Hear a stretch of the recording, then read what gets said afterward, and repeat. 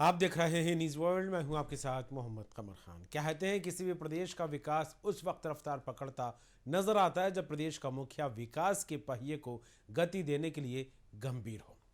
ऐसे ही कुछ तस्वीर इन दिनों मध्य प्रदेश में देखने को मिल रही है। प्रचंड बहुमत के साथ भाजपा सरकार की मध्य प्रदेश में वापसी हुई। देश के हृदय प्रदेश को नया सीएम मिला। डॉक्टर मोहन यादव ने मुख्यमंत्री पद की शपथ लेते ही प्रदेश के विकास में कदम उठाना शुरू कर दिए। जनता के हर सुख दुख में सरकार साथ खड़ी है। इस संकल्प के साथ सूबे की नई तस्वीर गढ़ी जा रही है। स्वर्णिम मध्य प्रदेश का संकल्प लेकर जन कल्याण के कामों को पूरा करने का खाका तैयार किया जा रहा है। आखिरी पंक्ति के हर व्यक्ति तक लाभ पहुंचाया जा सके, हर क्षेत्र के लिए, हर वर्ग के लिए, जन जन के लिए, हितग्राहियों के लिए विकास को रफ्तार देने की कवायदें जोर पकड़ने लगी हैं। विकसित स्वर्णिम मध्य प्रदेश बनाने के लिए क्या कुछ कदम उठा रहे हैं सीएम डॉक्टर मोहन यादव, देखते हैं खास कार्यक्रम मुख्यमंत्री।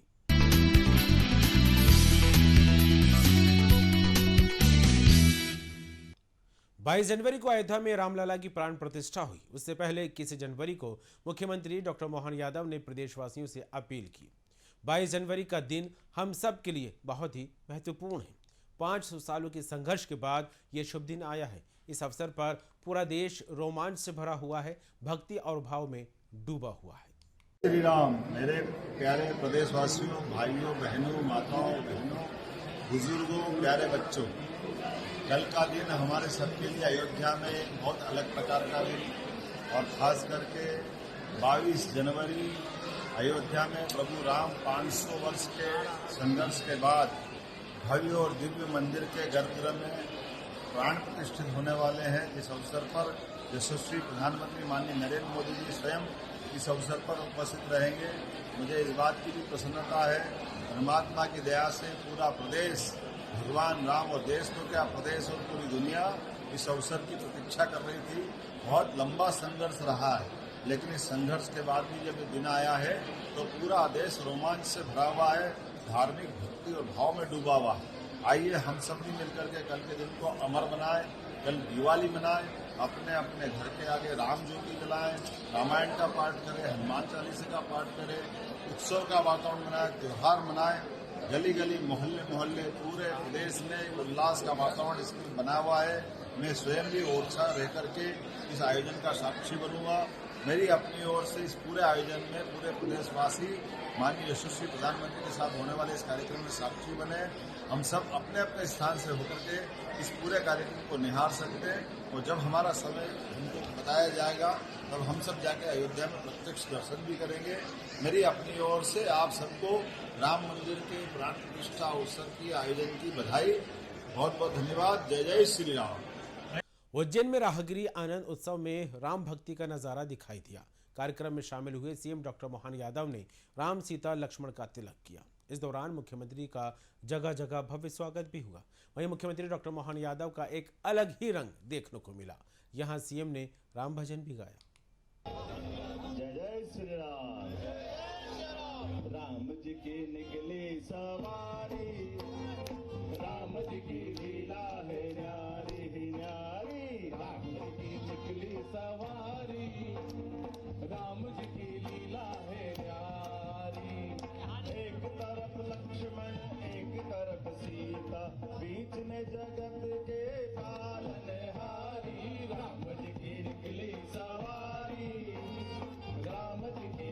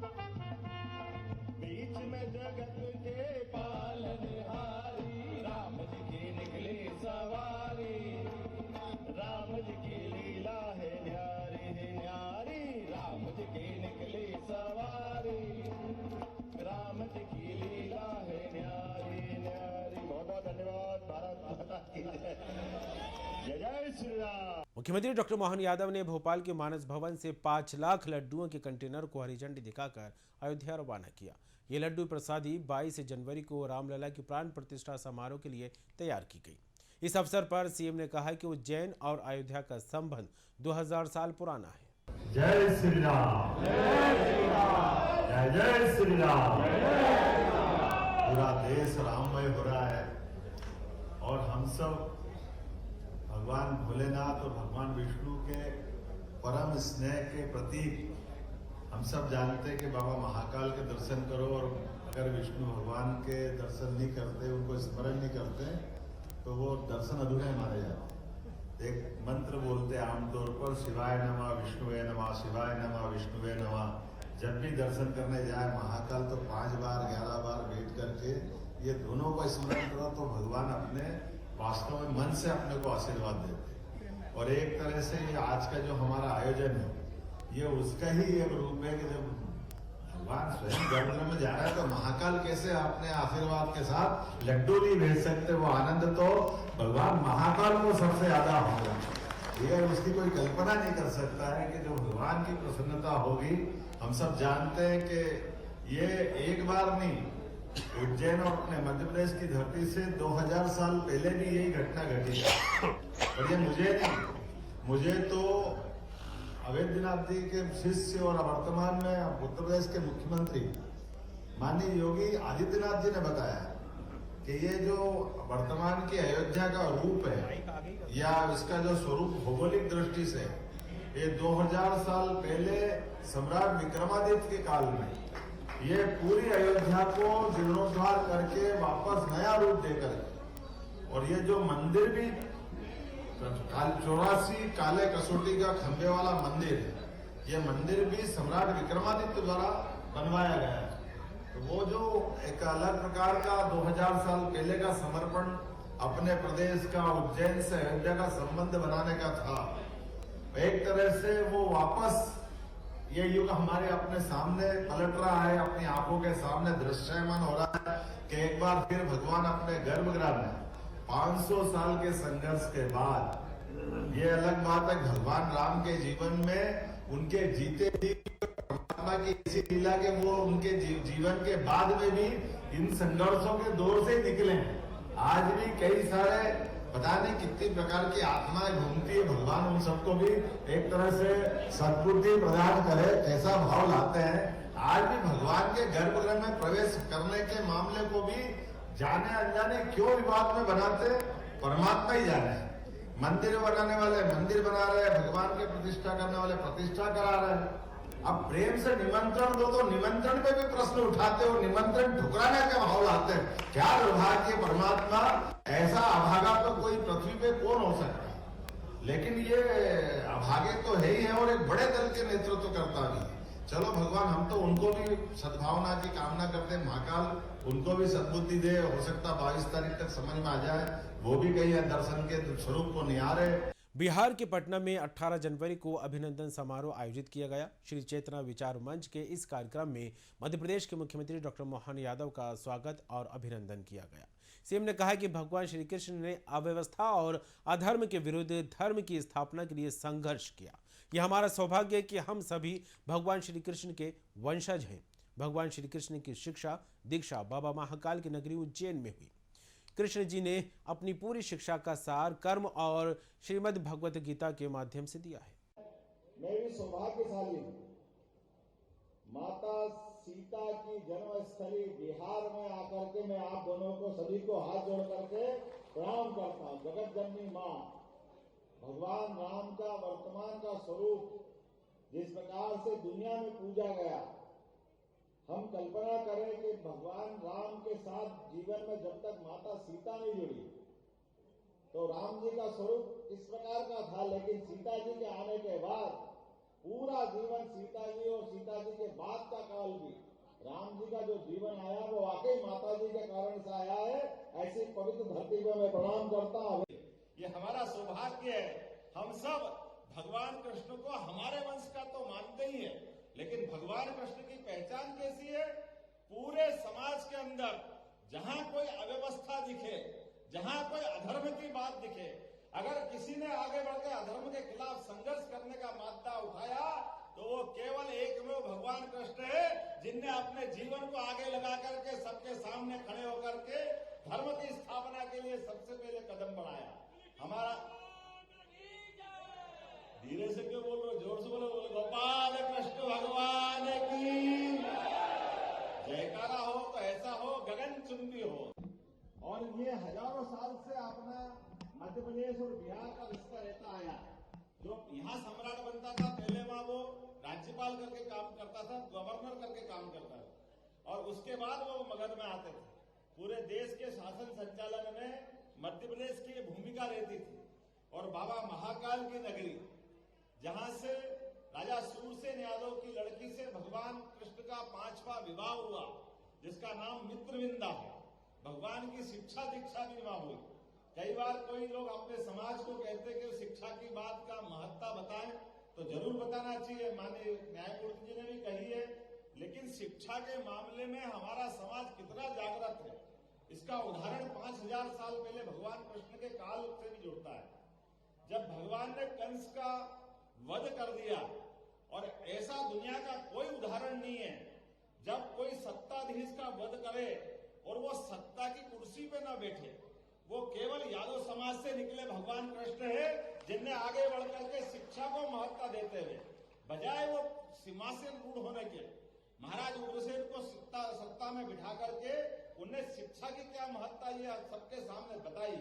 और हमको सबको मालूम है, एक ऐसे विद्यार्थी के नाते से भी उनकी पहचान है जो 5000 साल पहले उज्जैन में शिक्षा ग्रहण करने गए।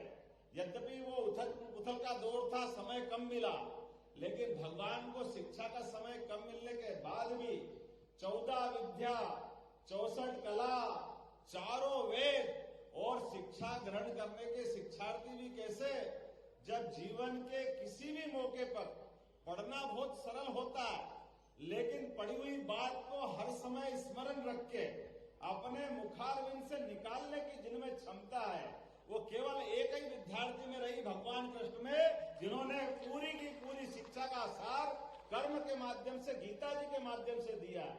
इंदौर में मुख्यमंत्री डॉक्टर मोहन यादव ने बड़ा गणेश मंदिर में पूजा अर्चना की। 17 जनवरी को मुख्यमंत्री ने इंदौर में जन आभार यात्रा निकाली और बड़ा गणेश मंदिर से राजवाड़ा तक ये यात्रा निकाली गई।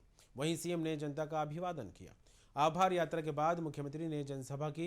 इस दौरान सीएम ने इंदौर को सौगात देते हुए 350 करोड़ रुपए की लागत से निर्मित होने वाले एलिवेटेड कॉरिडोर का भूमि पूजन किया।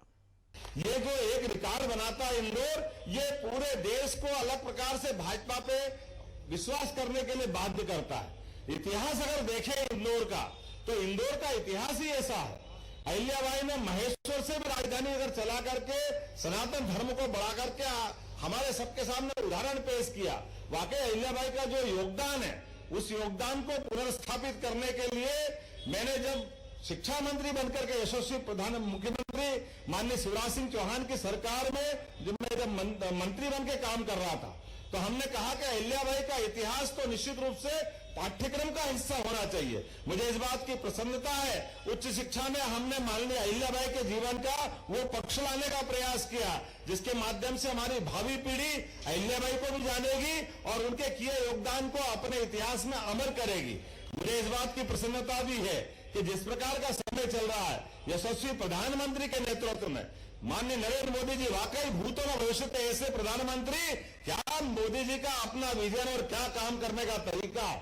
हमारे अपने किसी भी भाग में भी धनराशि की आवश्यकता पड़े, मोदी जी की सरकार में खर्चे करने वाले कम पड़ जाए, मोदी जी का धन रिक्त नहीं होता, कोई अक्षय वरदान लेकर के जैसे वो आए। पता कि राजवाड़ा कब बना, ये 19 साल में हमारे मल्हारराव जी जो हमारे यशवंतराव जी के बड़े भाई थे, उनके बाद यशवंतराव जी के समय तक लगभग 19 साल में हमारा राजवाड़ा पूरा हुआ। और राजवाड़ा ने अपनी 7 मंजिला इमारत जो खड़ी की, उसी बुलंदी के साथ अंग्रेजों को घुटने पे ला करके जिसने अपनी ताकत का एहसास कराया, ऐसा ये होलकर राजवंश का स्थान है पूरे देश के अंदर।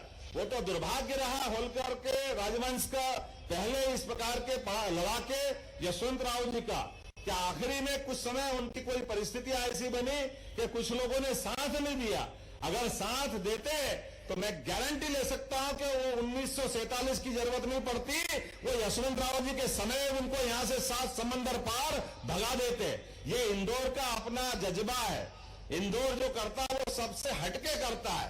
मुख्यमंत्री डॉक्टर मोहन यादव ने सतना को सौगात दी। 16 जनवरी को सीएम ने जिले के पटना खुर्द मंझगवा में आयोजित विकसित भारत संकल्प यात्रा में शिरकत की। साथ ही सीएम ने यहां विभिन्न विकास कार्यों का लोकार्पण और शिलान्यास किया।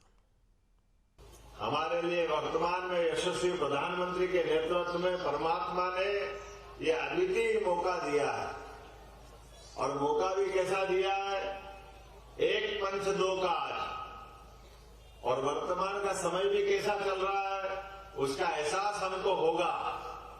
वैसे तो ये धरती हम सब जानते हैं कि भगवान को अयोध्या से उन्होंने संकल्प किया और वो अपने वनवास की तरफ कदम बढ़ाते हैं, लेकिन हमारा ये सतना जिला और चित्रकूट की धरती, परमात्मा ने इस धरती के इस हिस्से को कोई विशेष आशीर्वाद दिया जहां नील कमल मर्यादा पुरुषोत्तम राम स्वयं 11 साल अपना समय गुजारते इतने भाग्यशाली इस धरती के वासी रहे हैं, इस जिले के वासी रहे हैं। और ऐसा माना जाता है कि इस क्षेत्र के अंदर जिसको किसी भी कारण से कोई भी कष्ट हो, लेकिन जैसे ही वो सतना में कदम बढ़ाता तो परमात्मा का विशेष आशीर्वाद प्राप्त होता है। वो सारे दीन दुनिया के दुखों से दूर होकर के अपने आप परमात्मा के आनंद और मौज में चला जाता है। ये हम सब ने परमात्मा ने युगों युगों से इस धरती को आशीर्वाद दिया है, क्योंकि यही तो धरती माता मैहर की है और कामतानाथ स्वामी की है, जिसके कारण से परमात्मा से प्रकृति से मनुष्य मात्र का परस्पर संबंध बन जाता है। ऐसे पावन चित्रकूट की पावन मिट्टी को मैं अपने सिर झुकाकर प्रणाम भी करता हूं और आप सबको नमस्कार भी करता हूं। 1, 2, 3, 17 लाख साल हुए भगवान राम को आए हुए, लेकिन हमारे इसी धरती पर हम सब जानते हैं गोस्वामी तुलसीदास जी ने संकल्प किया कि मैं बिना राम जी को देखे उनकी आत्मा नहीं भरेगी। तो हनुमान जी ने यही तो मदद की थी उनको अपने प्रभु राम से मिलाने की। ऐसे गोस्वामी तुलसीदास जी की साधना स्थिति भी अगर कोई है तो यही हमारा धाम है, यही चित्रकूट और चित्रकूट का आसपास का क्षेत्र है।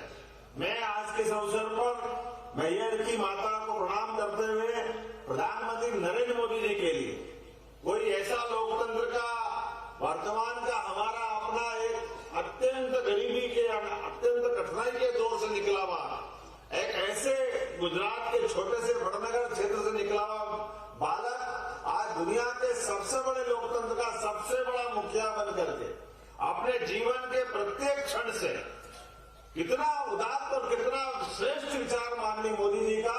उज्जैन में मुख्यमंत्री डॉक्टर मोहन यादव ने कालिदास अकादमी में आयोजित छात्र वैज्ञानिक संवाद कार्यक्रम में शिरकत की।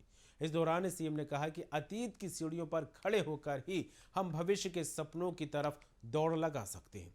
हम विज्ञान के क्षेत्र में कई ऊंचाइयों को छू रहे हैं। वहीं सीएम ने कार्यक्रम के दौरान उज्जैन के पौराणिक इतिहास पर केंद्रित धारावाहिक अवंतिका का लोकार्पण भी किया। अतीत की सीढ़ियों पे खड़े होकर के ही हम भविष्य के सपनों की तरफ दौड़ लगा सकते हैं, और मुझे इस बात की प्रसन्नता है आज के इस काल में यशस्वी प्रधानमंत्री के नेतृत्व में हमारा एक कदम आगे बढ़ता है तो पिछला कदम उठने की तरफ जाता है।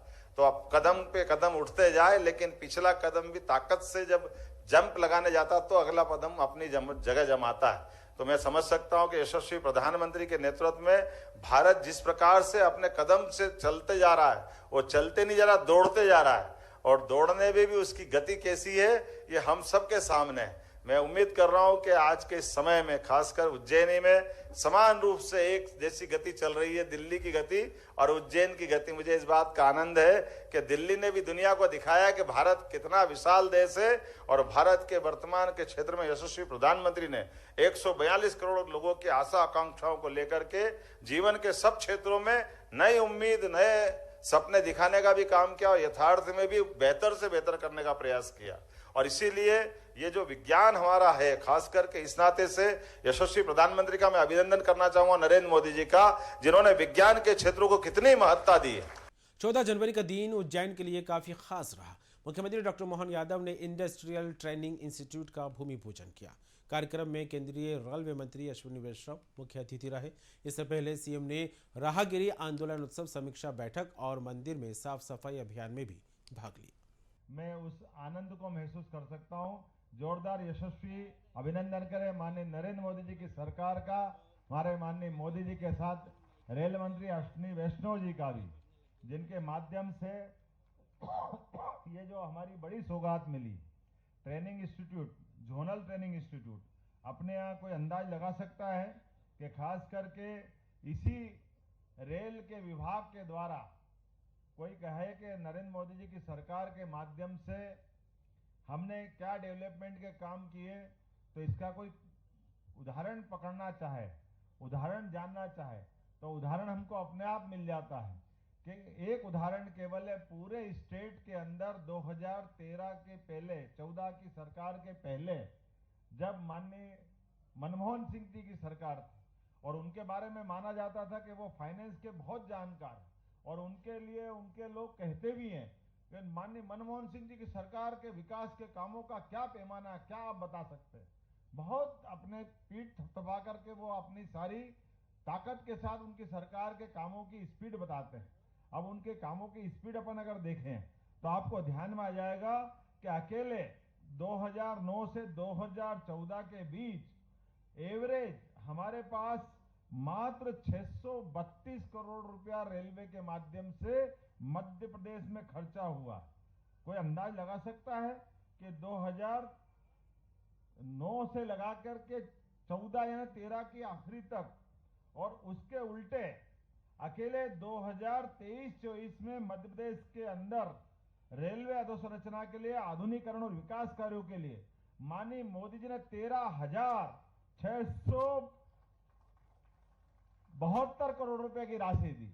आप बताओ, 4 साल के अंदर 600 करोड़ रुपया, और अकेले एक साल में 13,600 करोड़ रुपया। ये है मोदी जी की सरकार, ये है। मध्य प्रदेश के मुख्यमंत्री डॉक्टर मोहन यादव ने शहडोल में इंडोर स्पोर्ट्स कॉम्प्लेक्स का उद्घाटन किया। पंडित SN शुक्ला विश्वविद्यालय में यह इंडोर स्पोर्ट्स कॉम्प्लेक्स बनाया गया है। साथ ही सीएम ने बैगा आहार अनुदान वितरण कार्यक्रम में 13 जनवरी को सिंगल क्लिक से हितग्राहियों को राशि का वितरण भी किया। सीएम डॉक्टर मोहन यादव ने जनसभा को संबोधित किया। वसुंधरा में वसुंधरा, विराट की नगरी वसुंधरा, क्या बात है। ये हमारा शहडोल का पूरा क्षेत्र महाभारत कालीन विराट नगरी, जिसको आधार पर पांडवों ने भी अपना समय गुजारा था, ये उस नगरी की याद दिलाती है जहां पर हमारे अपने भले वनांचल के रहने वाले नागरिक गण है, भाई है, बहन है, लेकिन आके आपका आभार मानता हूं यशस्वी प्रधानमंत्री नरेंद्र मोदी के नेतृत्व में। नरेंद्र मोदी जी का नाम लेते ही करंट आ जाता है, हम सब आनंदित हो जाते हैं। और ऐसा लोकतंत्र का मुखिया जिसका जीवन का क्षण क्षण अपने देश की प्रगति के लिए, अपने नागरिकों की भलाई के लिए, जिसने केवल इस देश में 4 श्रेणी बना करके सबको अपने विकास के रथ के साथ करने का प्रयास किया। किसान, महिला, युवा, गरीब, अब इनको छोड़ दो तो बचेगा क्या।